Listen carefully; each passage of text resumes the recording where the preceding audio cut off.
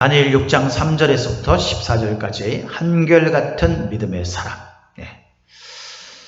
지금 이 코로나19 상황이 다시 지금 좀 안 좋아졌잖아요. 그죠? 그래서 거리두기 단계도 2단계로 이렇게 격상이 됐습니다. 오늘 중대본부랑 뭐 이렇게 협의를 해가지고 더 격상을 할지 2.5단계로 격상을 하게 될지 그걸 의논한다고 해요. 그렇게 되면은 다음 그것이 언제 실제로 그렇게 될지 모르겠지만 만약에 그렇게 된다면 또 우리가 이 단계가 낮아질 때까지 또 어쩔 수 없이 예배를 이 각자의 가정에서 이렇게 흩어져서 예배를 드리게 됩니다. 아무쪼록 그런 일이 일어나지 않도록 여러분 정말 위에서 기도해 주시고, 이런 일이 장시간이 될수록 우리의 영적인 부분들이 황폐해져 간다는 것을 꼭 위기의식을 가지고 이 문제를 좀 바라봤으면 좋겠어요. 코로나19로 인해서 일어난 이 팬데믹 현상, 이것으로 말미암아서 많은 미래학자들이 우리 사람들의 삶의 모습이 완전히 달라지게 될 것이다. 이전과 이후로 이렇게 나눠져서 큰 변화가 일어나게 될 것이다 라고 그렇게 이야기를 합니다. 실제로 돌아보면 우리 삶의 많은 부분이 바뀌었어요. 그죠? 우리가 이런저런 사람들과의 어떤 모임이나 이런 것들에 대해서도 굉장히 좀 경계심을 가지게 되고, 또 일상의 삶이나 이런 것들, 여러 가지 상황들이 많이 바뀌었습니다. 또 사회적으로 움직여가는 것들이나 이런 것들, 인식들, 이런 것들이 굉장히 많이 바뀌었죠. 현대는 사실 과거에 비해서 상황이나 여건이나 환경이나 사람들의 모습이나 심리적인 현상이나 이런 것들이 굉장히 많이 바뀌었죠. 실제로 바뀌는 속도도 점점 더 빨라져 간다고 합니다. 그 중에서 바뀌지 않으려고 하는 사람들을 특이한 사람, 이상한 사람이라고 바라보는 그런 시각들이 오히려 더 많아지게 됐어요. 그래서 사람들은 이 사회의 흐름대로 자기 자신의 삶의 모습이나 생각이나 이런 방법들이, 삶의 방식이나 이런 것들을 바꾸려고 합니다. 그러나 여러분, 우리가 다른 모든 것들이 바뀌어도 절대 바뀌지 말아야 될 게 있는 거죠, 사실. 그죠? 우리가 도덕적 마음이나 윤리적인 어떤 그런 삶의 모습, 그런 것들 뿐만 아니라 그것도 어떤 면에서는 시대가 바뀌면서 도덕의 기준과 윤리의 기준이 달라지고 있죠. 그런데 여러분, 그 속에서 진짜 인간의 어떤 그런 중요한 그 모습들, 인간 본연의 그 모습들, 이것들을 추구하면서 절대 바뀌지 말아야 할 가치가 있는 거예요. 특히 개인주의가 개인주의로 바뀌어가는 이 사회 현상 속에서 우리가 함께 세상에 어우러져 살아야 한다는 이 공동체에 대한 그런 가치, 이것들은 더욱더 바뀌지 말아야 할 중요한 가치라고 생각을 해야 합니다. 우리 삶이 한결같은 모습으로 그렇게 변하지 않아야 되는 것들이 분명히 있다면, 여러분, 우리가 그렇게 변하지 않는 모습으로 사는 것이 얼마나 힘든 것도 우리가 사실 깨닫게 되죠. 그렇죠? 사람이 바뀌지 않고 한결같다.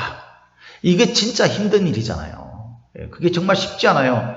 우리 교회가 이제 개척을 한 지 14주년, 15주년을 향해서 이제 나가고 있는데, 그렇게 생각을 하면서 이렇게 보면 우리들도 참 많이 바뀌었어요. 그죠? 우리 모습도 바뀌고, 우리 아이들도 자라가지고 지금 완전히 달라진 모습을 가지고 있죠. 우리들도 정말 많이 바뀌었어요. 우리가 바뀌어야 될 것들이 있는 거죠. 분명히 또 바뀌어야 하고, 그죠? 그런데도 한결같은 모습을 가져야 되는 것들이 있는 거예요. 그런데 이 한결같은 모습을 유지해 나가는 것은요, 참 쉽지 않습니다. 그러기에는 세상이 우리가 한결같은 모습을 유지하도록 내버려 두지 않는다는 거예요. 호락호락하지 않다는 거죠. 그래서 수많은 인생의 굴곡들이나 그 도전들을 경험하면서 우리는 변하고 달라지게 됩니다.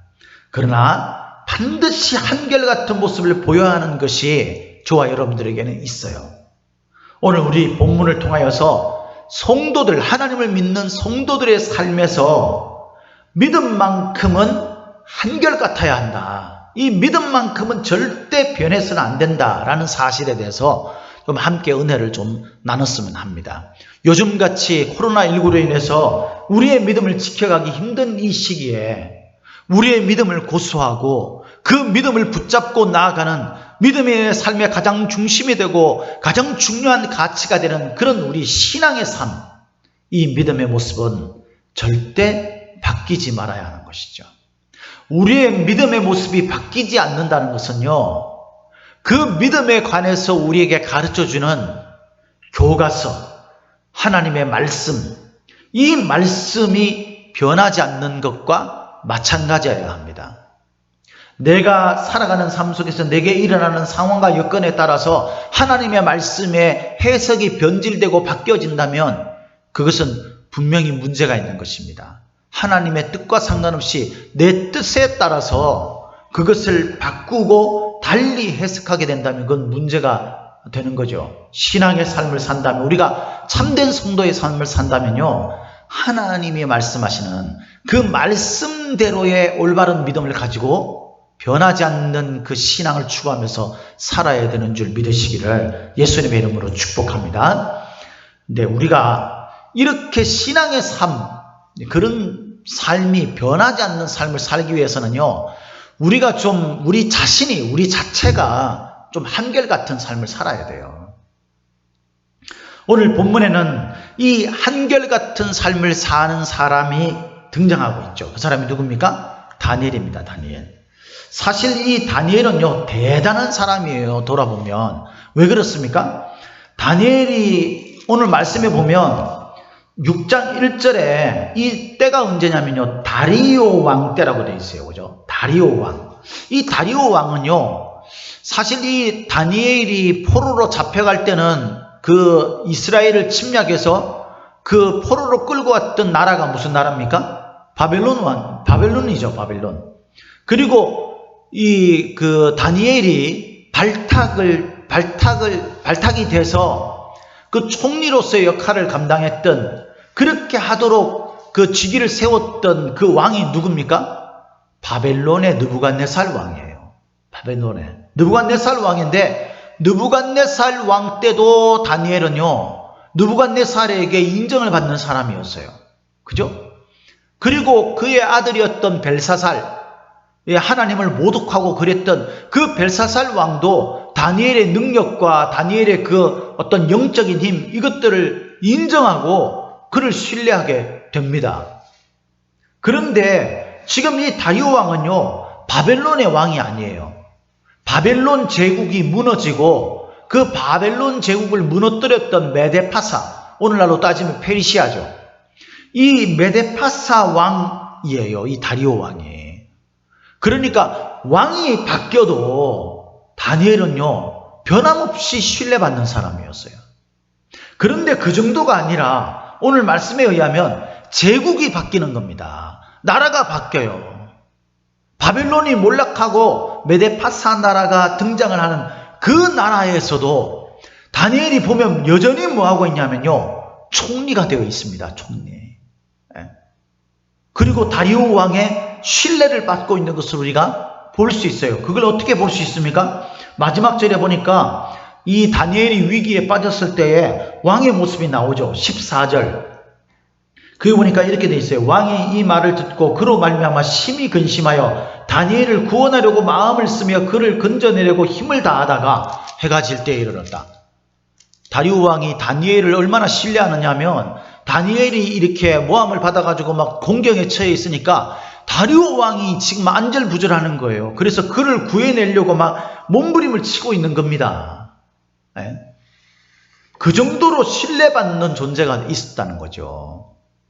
여러분, 어떻게 이럴 수 있습니까? 한 사람에게 신뢰받는 것도요, 정말 쉬운 일이 아니에요. 그런데 왕이 바뀌어도, 심지어는 나라가 바뀌어도 다니엘은 여전히 신뢰받는 위치에 있었다라는 거죠. 존경받고 사람들에게 신뢰받아서 인정받는 그런 위치에 있었다라는 거죠. 어떻게 다니엘은 이렇게 한결같은 그런 신뢰받는 사람이었는가? 이 신앙을 떠나서 이 사람은 그런 존재가 됐었던 거예요. 그것을 오늘 본문에서는 이렇게 설명하고 있습니다. 우리 3절에 보니까 이렇게 말하죠. 다니엘은 마음이 민첩하여 총리들과 고관들 위에 뛰어나므로. 여러분, 여기서 민첩하다라는 이 말이요, 히브리 말로 야티르라고 되어 있습니다. 야티르. 근데 이 말의 뜻이 뭐냐면 비범하다, 탁월하다 이런 말이에요. 그러니까 다니엘은 탁월한 사람이라는 거죠. 다니엘은 탁월한 사람이에요. 근데 여러분, 사실 저와 여러분들이 탁월합니까? 이건 다니엘이니까 이렇게 신뢰받을 수 있지. 우리는 탁월하지 못해요. 그러니까 이 다니엘과 우리는 근본적으로 다르다고 생각을 하죠. 그런데 여러분, 다니엘이 이렇게 신뢰를 받을 수 있던 이유에 대해서 3절에서는 이렇게 설명하고 있지만 5장에 보면요, 이렇게 설명하고 있어. 5장 14절을 한번 보겠습니다. 5장 14절 같이 한 목소리로 읽도록 하겠습니다. 시작. 내가 네게 대하여 들은즉 네 안에는 신들의 영이 있으므로 네가 명철과 총명과 비상한 지혜가 있다 하도다. 우리가 신들의 영이라는 것을 좀 제쳐두고 다니엘이 사람들에게 신뢰를 받고 그래서 나라를 다스리는 총리의 위치까지 한결같이 지속적으로 있을 수 있었던 이유, 그것을 5장 14절에서는 명철과 총명과 비상한 지혜로 설명을 하고 있다는 겁니다. 이 명철은요, 이 원문을 그대로 번역을 하면 이 깨달음을 말해요. 깨달음, 조명, 뭐 그런 뜻이에요. 그리고 총명이라는 말은요, 통찰력, 직관력 이런 뜻이에요. 그러니까 이 말은 뭐냐면요, 다니엘이 어떤 것을 분석하고 그 분석에 의해서 어떤 것들을 전체적으로 꿰뚫어 보면서 그것에 대해서 뭔가 이렇게 계획을 세우고 할 수 있는 그런, 소위 말해서 관리를 할 수 있는 그 정도의 능력이 있는 사람이다라는 겁니다. 사람이요, 내가 가진 분야에서, 내가 가진 어떤 자리에서든지 실력이 있어야 돼요, 사실. 실력이 있어야 사람들한테 인정을 받고 내가 상황이 이렇게 돼도 나는 여전히 거기에서 변함없이 그런 어떤 대우를 받을 수가 있는 거죠. 그죠? 실력이 없는 사람을 소위 말해서 경영자가 누가 쓰려고 하겠습니까? 그러면은 우리같이 실력 없는 사람은 어떡합니까? 여러분, 우리가 좀 못 배우고 우리가 좀 부족하고 환경과 여건이 좀 어려워도 여러분, 우리가 가진 그 상황 속에서 최선을 다하고 그 상황 속에서 여러분들이 실력을 길러야 합니다.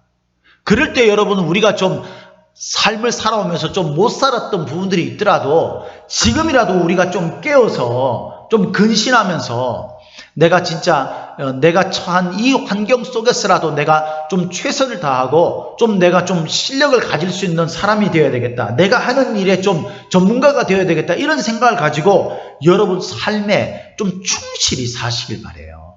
좀 충실히 살게 되면 사람들이 여러분들을 신뢰하게 돼요. 그러지 않으면요, 사람들이 여건만 생기면 여러분들을 내칩니다. 그런 상황이 돼요.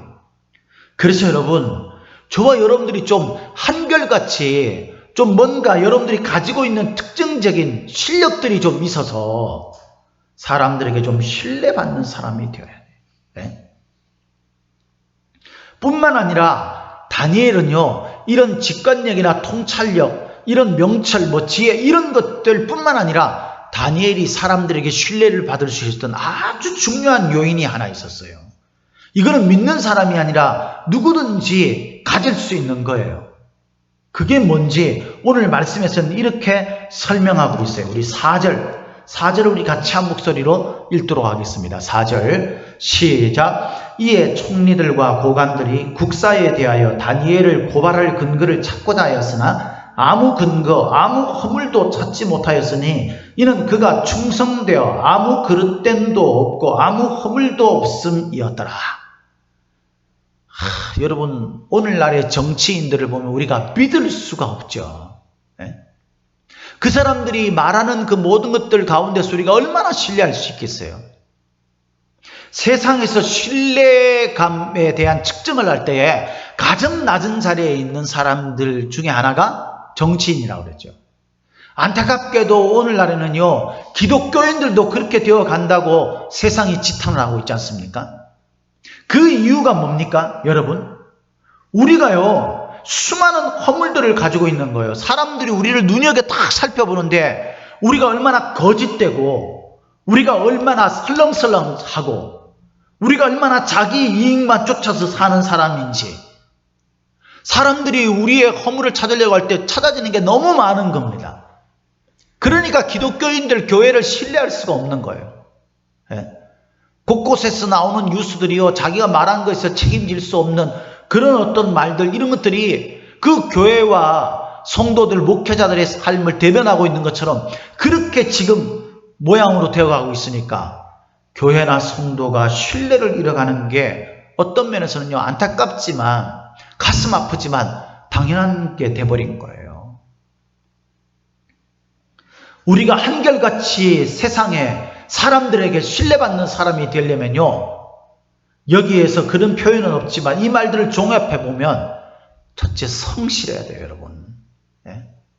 내가 맡은 일에 대해서는요, 충성을 다하는 모습이 있어야 됩니다. 성실하고 정직함이 있어야 돼요. 여러분, 어떤 일이든지 여러분들이 꾸준히 그 성실함을 해나가지 않으면 이룰 수 있는 것들이 있나요? 일확천금을 노리고 어떻게 뭐 되겠지 이렇게 사는 사람들, 어쩌다가 정말 이렇게 뒤로 가다가 집 밟는다고, 예? 그렇게 하다가 되는 그런 사람일 경우에 그럴 수도 있겠지만요, 대부분의 사람들이 그렇게 살 수 없어요. 우리가 사람들에게나 주변에 있는 모든 것들에 우리가 좀 신뢰를 받는 사람이 되려면요, 여러분, 성실하고 정직하시길 바라요. 다니엘은 성실하고 정직했어요. 그러니까 허물을 찾으려고 해도 혹시 뭐 착복하고 있는 그런 게 없나, 이런 걸 찾으려고 해도 도무지 찾을 수가 없는 사람이었다는 거죠. 그러니 어찌 왕의 입장에서, 경영자의 입장에서 그를 신뢰하지 않을 수 있겠어요? 저와 여러분들도 좀 충성되어 그릇됨과 허물이 없는 사람, 성실하고 최선을 다하고 정직한, 좀 인내를 가지고 좀 그렇게 오래 살아서요, 사람들에게 신뢰를 주고, 그래서 여러분들이 실력이 있어서 사람들에게 쓰임받는 사람들이 다 되시기를 예수님의 이름으로 축복합니다. 특히 우리 자라나는 청소년들, 지금 현재의 즐거움을 쫓아서만 살려고 하지 말고 좀 실력을 좀 기르고 정직하고 좀 성실하게 해서 자신의 인생을 준비할 수 있는 그런 신뢰받는 사람이 되기를 예수님의 이름으로 축복합니다. 축복합니다.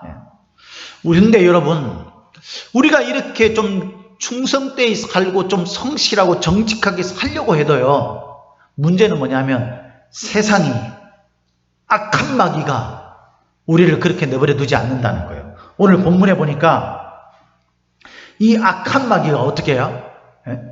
악한 마귀가 이 소위 말해가지고 이 다니엘을 어떻게든 무너뜨리려고 온갖 수단 방법을 다 동원해서 그를 무너뜨리려고 합니다.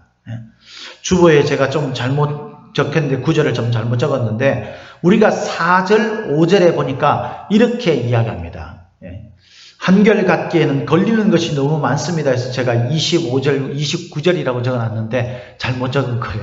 4절 5절 우리 같이 한 목소리로 다시 한번 읽도록 하겠습니다. 시작. 이에 총리들과 고관들이 국사에 대하여 다니엘을 고발할 근거를 찾고자 하였으나 아무 근거, 아무 허물도 찾지 못하였으니 이는 그가 충성되어 아무 그릇됨도 없고 아무 허물도 없음이었더라. 그들이 이르되 이 다니엘은 그 하나님의 율법에서 근거를 찾지 못하면 그를 고발할 수 없으리라 하고.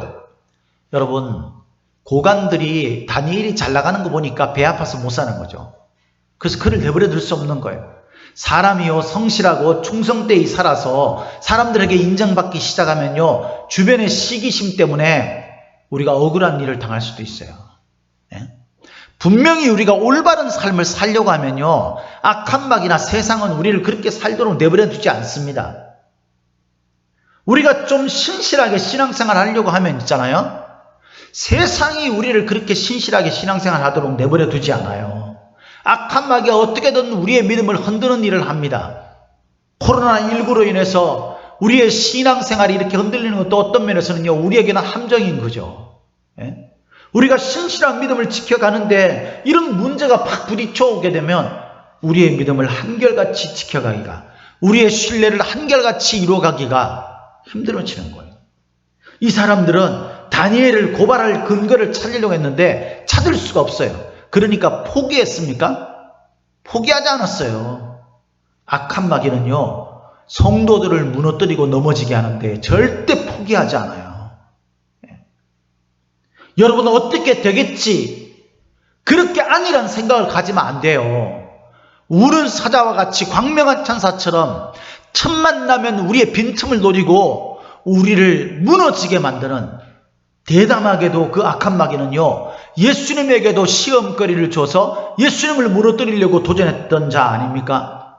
그리고 그가 쫓겨났다가도 다시 예수님의 십자가에 와서 그 주변을 온통 흩어버린 그런 악한 마귀 아니에요? 악한 마귀는요, 절대 한 번, 두 번 공격해서 빈틈이 없다고 도망가지 않아요. 그래서 그들이 고발할 거리를 찾습니다. 그 고발할 거리가 뭐였냐 하면요, 사람의 자존심을 긁고 사람의 명예를 중요시하고 세상의 흐름과 자기의 말, 자기의 생각, 자기의 뜻을 중요하게 여기는 사람을 이용하는 거예요. 예? 지금 다니엘에게 이 딱 하나 이렇게 영향을 줄 수 있는 존재가 있었죠. 그가 누굽니까? 다리오 왕이에요, 왕. 왕이 그의 주인 역할을 했기 때문에, 그 왕이 그를 세웠기 때문에 다리오 왕이 다니엘을 쳐내면 그건 끝인 겁니다. 그렇게 할 수 있는 거예요. 그러나 주변에 있는 사람들이 어떻게 할 수가 없어요. 그래서 이 사람들은요, 다니엘에게 약점이었던 다리오 왕, 그 다리오 왕의 자존심을 건드리는 겁니다. 그게 뭐였습니까? 왕이 스스로 명령한 것들에 대해서 칙령을 만들게 하는 거예요. 서류로 이렇게 만들어서 그걸 온 세상에 공포하게 하는 겁니다. 그리고 왕이 자기가 말을 했으니까 지켜야 되는 거죠. 이걸 만약에 안 지키고 번복한다거나 이런 말이, 명령이 떨어졌는데도 불구하고 이 명령을 무시하고 사는 사람들을 그냥 내버려 두면 다리오 왕의 왕으로서의 체면과 위치가 흔들리게 되는 거예요. 그걸 건드리는 겁니다. 성도들이 무너지는 경우가요, 대부분 이 경우예요. 주변에 있는 사람들이요, 이 성도들을 건드리는 겁니다. 어떻게 해요? 아니, 내가 생각할 때 직위를 가진 사람이 이럴 때 저럴 때 이런 이유를 대면서 신앙을 가진 사람들에게 자꾸만 걸리게 하는 거예요. 내가 이런 이유 때문에 너는 교회 가면 안 돼. 지금 이 코로나19의 상황인데 지금 이런 상황이잖아. 그러니까 너는 지금 교회 가면 안 돼. 예배를 드릴 수가 없어. 이런 것들을 자꾸 이야기하면서 그게 마치 세상의 관점에서 봤을 때는 모두가 옳은 것인 것처럼 그렇게 비춰지게 하는 거예요. 그러니까 그렇게 하지 않으면 내가 세상에서 낙인이 찍히게 됩니다. 살 수가 없어지게 되는 거죠. 사람들로부터 무시되어지는 게 돼버리는 거죠. 주변에 있는 사람들의 어떤 상황과 여건, 그들의 자존심을 건드리면서 믿는 사람들에게 압박을 가하는, 가족 중에서도 그런 사람들이 있죠. 불신앙의 가정에서 신앙생활하는 사람들은요, 핍박을 받잖아요. 여러분, 그래서 교회 나가는 것이 굉장히 어려울 수 있어요. 그래서 사람들이 택하는 게 뭐냐면은, 적당하게 좀 타협하면서, 가족이 이렇게 반대를 하는데 내가 어떻게 하겠어? 이렇게 하는데 여러분, 그렇게 하면 안 되는 거예요. 신앙은 그렇게 해서는 안 되는 겁니다. 왜냐하면 신앙이 생명이고 곧 그것이 우리가 영원히 사는 영생이라면 그렇게 해서는 안 되는 거죠. 왜냐하면 하나님 앞에서 우리가 하나님의 신앙을 떠나고 하나님 앞에 예배를 드리지 않을 때 우리의 신앙을 지켜갈 수 있는 힘도 우리에게는 잃어버리게 되는 것이고, 결국 그것은 우리를 하나님의 영원한 생명으로부터 떨어지게 만드는 것이기 때문에 굉장히 위험한 것이에요. 그러니까 우리가 죽으나 사나 하나님 앞에 예배드리고 하나님 앞에 나와서 함께 신앙 공동체 속에서 우리의 믿음을 지켜가는 것이 우리에게는 죽으나 사나 중요한 문제입니다. 그런데 악한 마귀는 계속해서 이 사람을 통하여서 저 사람을 통하여서 세상의 흐름을 통하여서 세상의 조건과 환경을 통하여서 우리로 하여금 자꾸 신앙을 못 가지도록 그렇게 공격해 오는 거예요. 이 코로나19의 상황도 마찬가지예요. 뿐만 아니라 여러분, 나의 자존심을 긁기도 합니다. 내가 내 삶의 주인이 되어야 되는데 하나님이 자꾸 나에게 그것들을 꺾어버리는 어떤 명령이 일어나게 되고, 내가 예배와 내가 신앙생활을 고수할 때에는 내가 내 마음대로 못 살게 되는 거죠.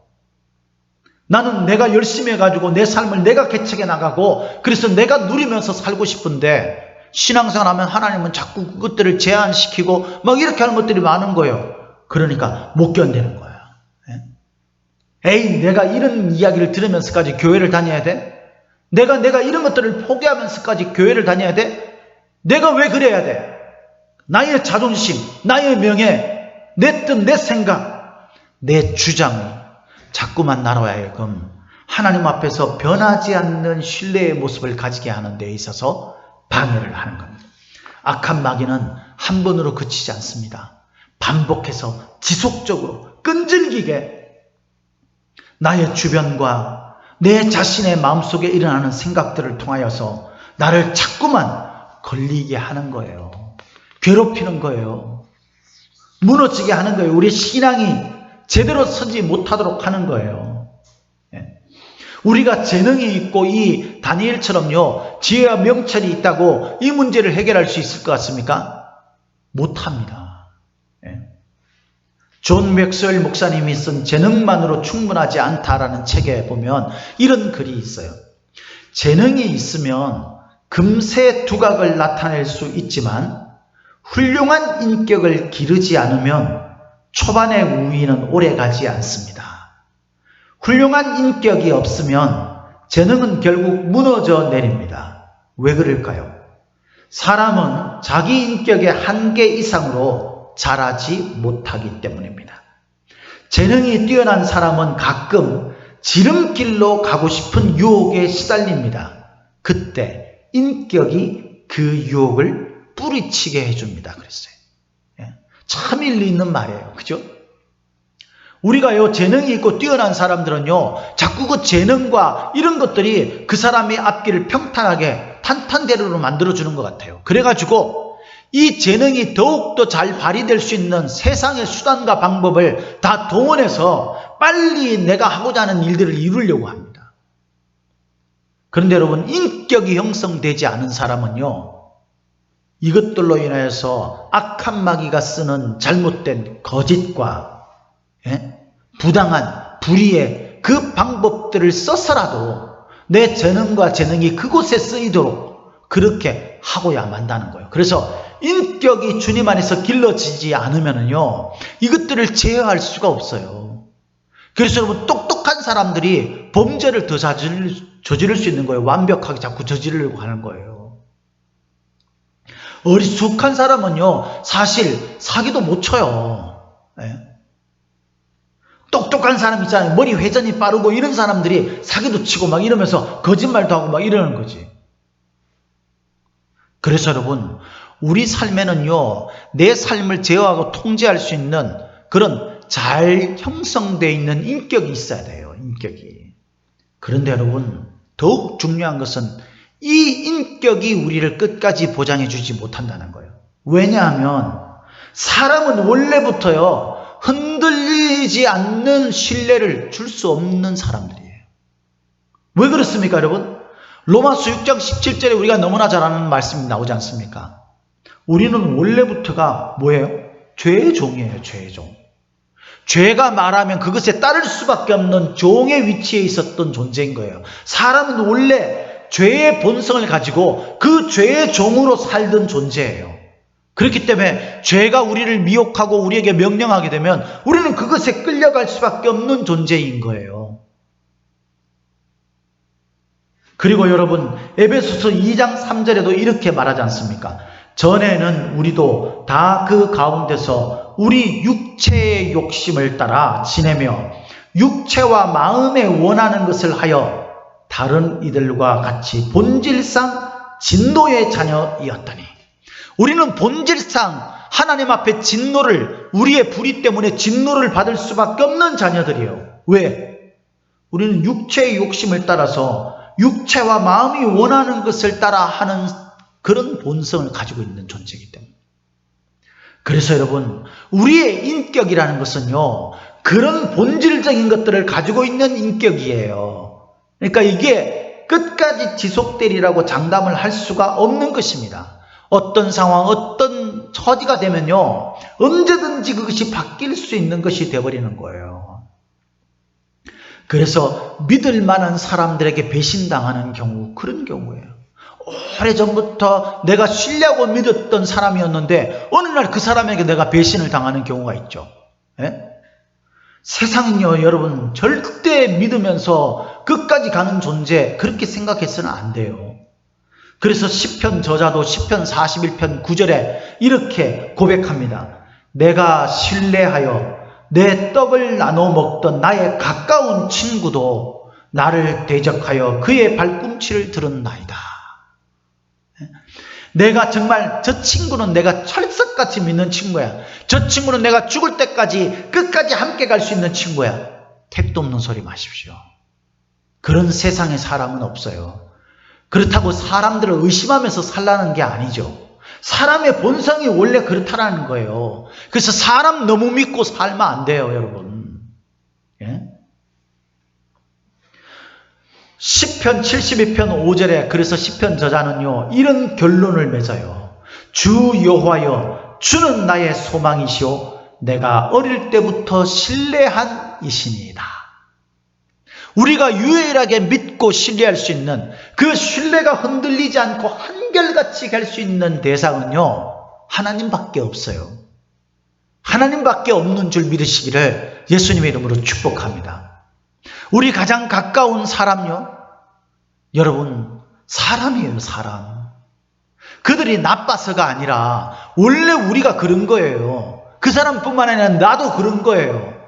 우리가 죄의 종이고 육체의 본성을 따라서 살려고 하는 사람들이기 때문에 언제든지 우리의 상황과 여건에 따라서 나는 흔들릴 수 있는 사람인 거예요. 내 주변의 사람들도 그런 거예요. 세상은 원래 그런 거예요.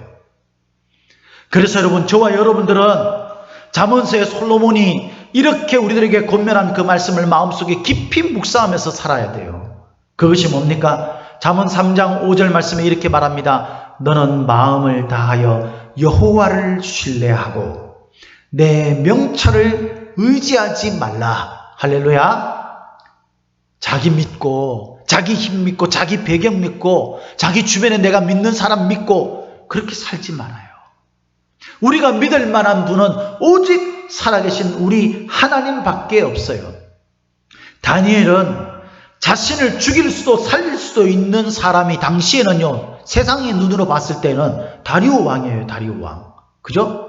다리오 왕이 자기를 죽일 수도 있고 살릴 수도 있는 존재 아닙니까? 그런데 여러분, 다니엘은 그렇게 생각하지 않았어요. 그를 믿지 않았죠. 예? 그걸 알 수 있는 게 뭡니까? 다니엘에게는 유일하게 신뢰를 주고 믿을 만한 그런 분이 있었어요. 다리오 왕보다도 훨씬 더, 다리오 왕에게 아무렇게나 했다라는 게 아니에요. 믿지 못하고 그냥 했다, 그게 아닙니다. 다리오 왕 앞에서 다니엘이 얼마나 신실하고 충성됐습니까? 예? 그건 최선을 다했다는 거예요. 그러나 다니엘이 다리오보다도 훨씬 더 믿고 신뢰하며 의지했던 대상은요, 살아계신 하나님밖에 없어요. 그것을 오늘 본문에서는 이렇게 말씀하고 있습니다. 우리 13절 같이 한 목소리로 읽도록 하겠습니다. 6장 10절 같이 한 목소리 읽겠습니다. 시작. 다니엘이 이 조서에 왕의 도장이 찍힌 것을 알고도 자기 집에 돌아가서는 윗방에 올라가 예루살렘으로 향한 창문을 열고 전에 하던 대로 하루 3번씩 무릎을 꿇고 기도하며 그의 하나님께 감사하였더라. 다니엘이 그냥 습관에 따라서 하루 3번씩 무릎 꿇고 창문을 예루살렘을 향해, 이건 뭔 말하는 겁니까? 저곳에 하나님의 성전이 있는데 내가 다시 돌아가야 할 곳, 그곳은 바로 예루살렘이다. 그걸 말하는 거 아니겠어요, 여러분? 어디에도 하나님 계시죠, 당연히. 이렇게 말하는 사람들이 얼마나 잘못된 것인지를 알아야 돼요. 어디에도 하나님은 당연히 계시죠. 그러나 하나님이 말씀하시고 명령하신 그 장소와 공동체를 통하여서 역사하시는 거예요. 그걸 기뻐하시는 거예요. 다니엘이 그래서 창문을 열어놓고 예루살렘을 향해서 그렇게 자신의 하나님을 향한 신뢰의 마음을 고백하는 예배를 하루 3번씩 멈추지 않았어요. 한결같은 믿음을 가졌다는 거예요. 한결같은 믿음.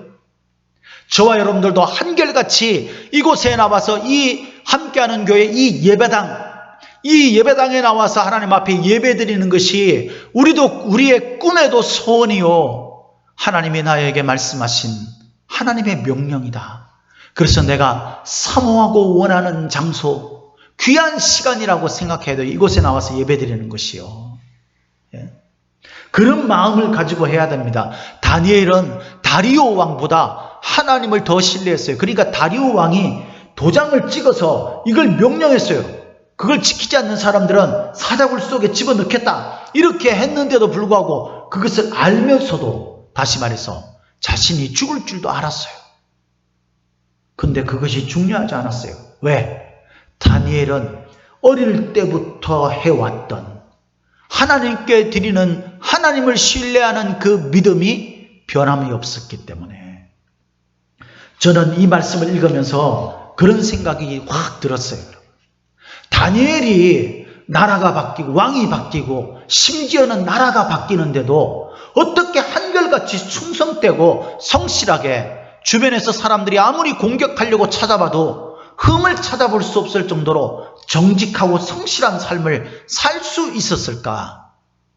다니엘 사람 아닙니까? 다니엘도 죄의 종이고 다니엘도 육체에 따라서 삶을 살 수밖에 없는 인간이에요.